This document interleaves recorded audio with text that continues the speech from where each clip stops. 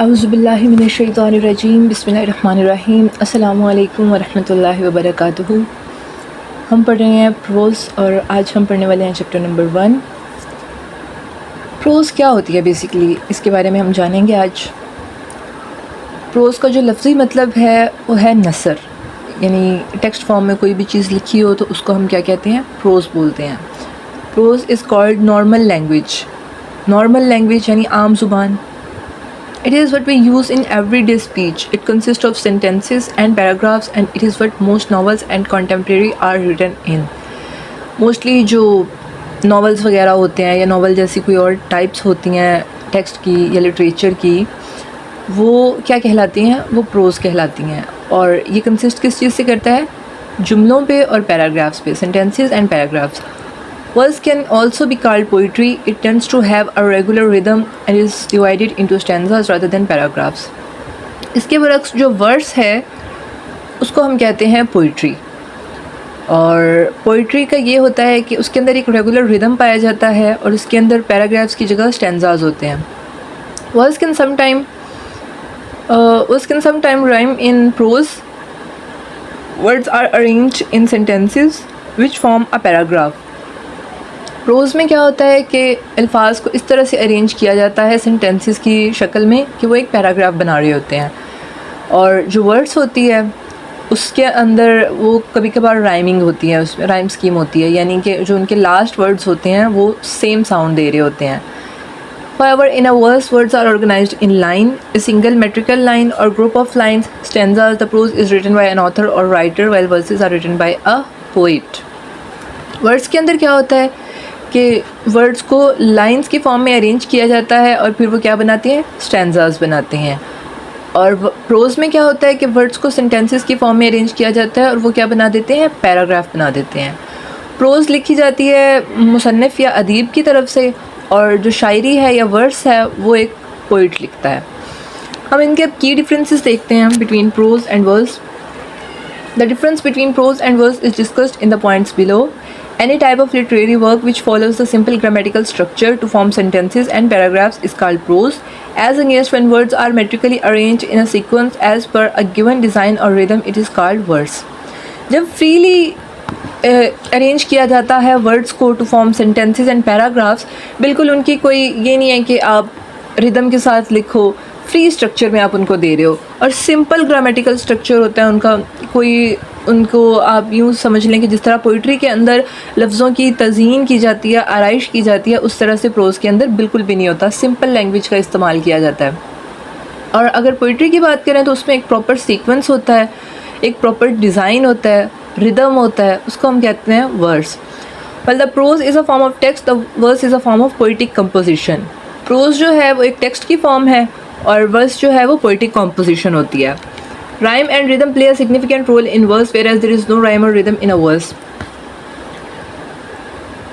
Verse जो है उसके अंदर राइम और रिदम का बहुत इंपॉर्टेंट रोल होता है। और दूसरी तरफ अगर हम बात करें प्रोज़ की तो उसके अंदर ना कोई राइम होता है और ना कोई रिदम होता है, वो सिंपल एक फ्री ग्रामेटिकल कंपोजिशन के ऊपर वो बनी होती है। In prose natural language is use which has to be grammatically correct. On the contrary, in a verse, creative and rhythmical language is used. Pros के अंदर नेचुरल लैंग्वेज का इस्तेमाल किया जा रहा होता है और सिर्फ उसका ग्रामेटिकली करेक्ट होना ज़रूरी होता है, कोई उसमें आपको एक्स्ट्रा एफर्ट्स करने की ज़रूरत नहीं होती है। लेकिन जो पोइट्री है या जो वर्स है उसके अंदर एक प्रॉपर आपको क्रिएटिव होके सोचना पड़ता है, रिदम होना चाहिए आपके लिखे हुए लैंग्वेज के अंदर, तो उसमें बहुत सारी चीज़ों पे आपको फोकस करना पड़ता है। In prose, words are arranged in sentences which form a paragraph. However, in a verse, words are organized in lines, a single metrical line, a group of lines, stanzas. Prose के अंदर अल्फाज जो हैं वो sentences की form में arrange किए जाते हैं और वो पैराग्राफ बनाते हैं। वर्ड्स के अंदर वही जो अल्फाज हैं उनको लाइंस की फॉर्म में अरेंज किया जाता है और वो स्टैंजाज बनाते हैं।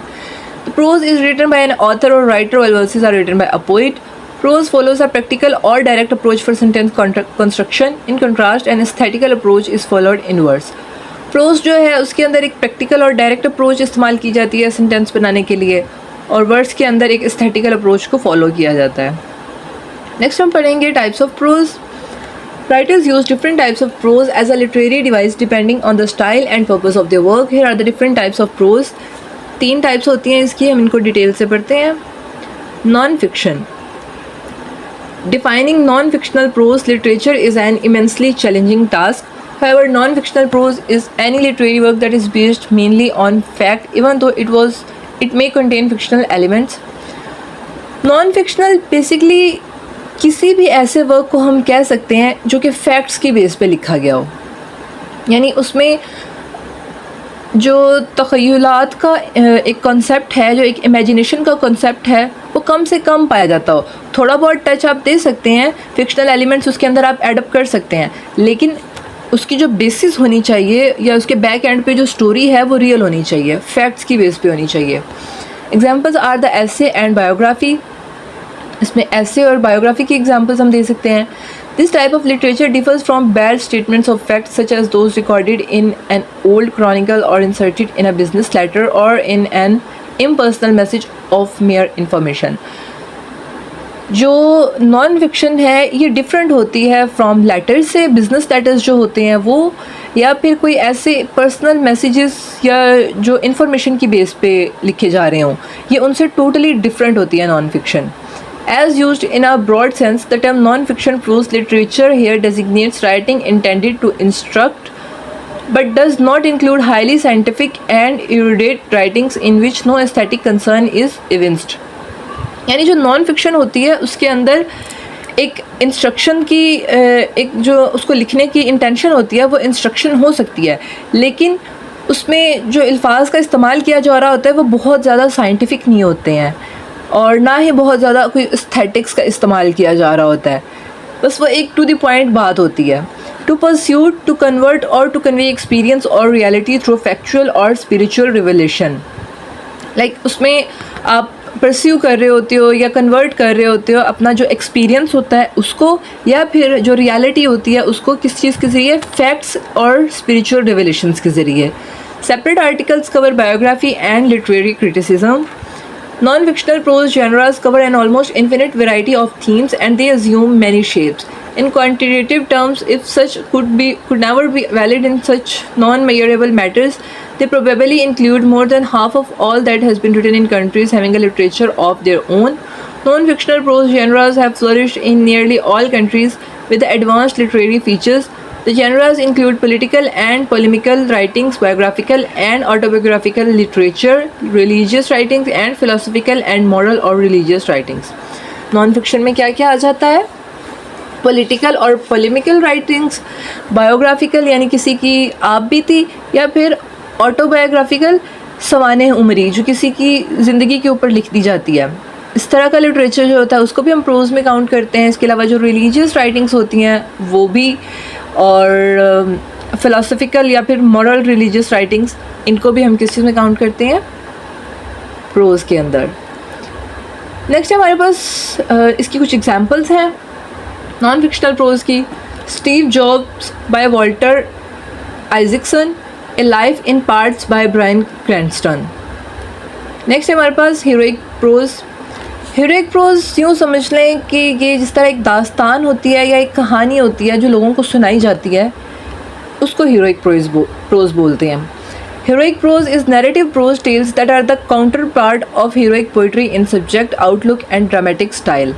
अब जिस तरह से इंग्लिश लिटरेचर के हम बिल्कुल स्टार्ट में देखे तो तब एपिक्स लिखी जाती थी नाइट्स के बारे में और किंग्स के बारे में, जो कि उनकी बड़ी बड़ी अचीवमेंट्स के ऊपर बात कर रही होती थी। तो इसी तरह हीरोइक प्रोज भी उन्हीं की कहानियों को अगर हम स्टोरी की फॉर्म में सुनाना शुरू कर दें तो उसको हम क्या कहते हैं? हीरोइक प्रोज बोलते हैं। Whether composed orally or written down, the stories are meant to be recited and they employ many of the formulaic expressions of oral tradition. चाहे इनको आप रिटन फॉर्म में देखो या फिर ऑरली इनको सुनो आप, तो ये इसी तरह से रिसाइट की जाती हैं कि वो जो ऑरल ट्रेडिशंस हैं उनको एक्सप्रेस कर रही होती हैं। Heroic prose is intended for reciting and the outstanding feature of such type of prose is formulaic expressions. Examples of heroic prose are legend and tale, a literary work that is either written down or preserved through oral tradition, but it meant to be recited. Heroic prose is usually a legend or fable. The 12th century Irish tales revolving around the mythical warrior Finn McColl are an examples of heroic prose. These works' characteristics features are expressions from folk and oral traditions. यानी heroic prose जो है वो किस लिए होती है, reciting के लिए उसको लिखा जाता है, उसको पढ़ के सुनाया जाता है, और फिर उसके अंदर कुछ फॉर्मुलिक एक्सप्रेशंस भी होते हैं रिपीटेशन के। इसके अलावा अगर हम इसकी बात करें तो इसमें लेजेंड और टेल आ जाती है या फिर फेबल आ जाती है इनके अलावा, और मकसद इसका यही होता है कि इसको पढ़ के सुनाया जाता है in the form of a story. इसकी एग्जांपल्स क्या हैं? Lady Gregory's retelling of the stories, Cuchulain of Muirthemne, Ulster story the cattle raid of Cooley, ये दोनों इसकी एग्जांपल्स हैं। नेक्स्ट है हमारे पास फिक्शनल प्रोज। फिक्शनल प्रोज होती है बेसिकली जो इमेजिनेशन पे डिपेंड कर रही होती है, इमेजिनेशन पे बेस्ड होती है। The plot of such work is fully or partially imagined, the story is not true. यानी इसकी कहानी का सच्चाई से या रियलिटी से कोई ताल्लुक़ नहीं होता, ये टोटली जो राइटर होता है, जो ऑथर होता है, उसके अपने दिमाग की ये तख्लीक होती है। So the depicted images do not correspond to any real events in history. जिन लोगों को वो पेश कर रहा होता है राइटर, उनकी जो एक डिपिक्टेड इमेज है हमारे सामने, जो उनकी तस्वीर बना दी जाती है, वो हिस्ट्री के अंदर किसी भी इवेंट या किसी भी कैरेक्टर के साथ वो कॉरेस्पॉन्ड नहीं कर रही होती है। An example of fictional prose is novel. इसकी एग्जाम्पल्स क्या है? नॉवल। और आगे क्या है कि इनकी एग्जाम्पल्स में क्या हम लिख सकते हैं? Alice in Wonderland by Lewis Carroll और Pride and Prejudice by Jane Austen, ये नॉवल की एग्जाम्पल्स हैं। नेक्स्ट है हमारे पास poetic prose. This is some kind of words prose mix. Poetic prose, अब जैसे हमने पहले प्रोज और वर्ड्स का डिफरेंस देखा कि वर्ड्स पोइट्री होती है और प्रोज जो है वो एक रिटन फॉर्म में टेक्स्ट की फॉर्म में होता है, और ये स्टोरी टाइप कुछ चीज़ होती है जो कि लिखी जा रही होती है। तो अब हम बात करते हैं कि पोइटिक प्रोज क्या चीज़ होती है। अब ये उन दोनों का एक मिक्सचर बन जाएगा कि वो टेक्स्ट भी है, एक लिखा हुआ है, फ्री लैंग्वेज में हम उसको लिख रहे हैं, लेकिन उसके अंदर हमें कहीं कहीं पोइट्री का एक टच भी मिल रहा होगा, वर्ड्स और प्रोज का एक ना मिक्सचर सा मिल रहा होगा। Such works have characteristics features of both genres, poetry and prose. Prose poetry is characterized as a short lyrical work, the text form of which is similar to prose, but at the same time such works are melodic.